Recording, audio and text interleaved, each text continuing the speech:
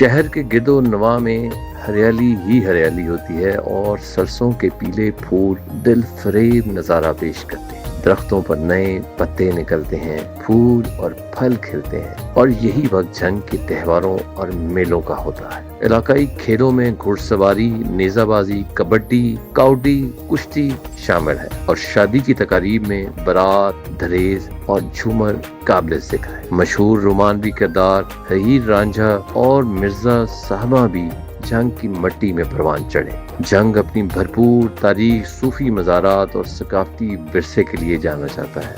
यहाँ हज़रत सुल्तान बाहू रहमतुल्लाह अलैह, हज़रत शेख अली, महबूब आलम शाह जीवाना और नूर शाह का मज़ार, पीर सुल्तान अब्दुल रहमान रहमतुल्लाह अलैह का मकबरा, हीर रांझा का मकबरा, रिवाज पुल, महल उमर हयात जिसे गुलजार मंजिल के नाम से भी जाना जाता है और तरीमू बिराज जैसे पुरकशिश मकामात भी शहर जंग का हिस्सा है। जंग अपने रवायती खानों के लिए जाना जाता है। जंग में खास तौर पर ताज़ा दुम्बा पेशावरी कढ़ाई यानी मेमने की डिश एक खास तरीके से पकाया जाने वाला भेड़ का पकवान है और इसके अलावा देसी मुर्गा कढ़ाई भी नहायत मकबूल इंतखाब है।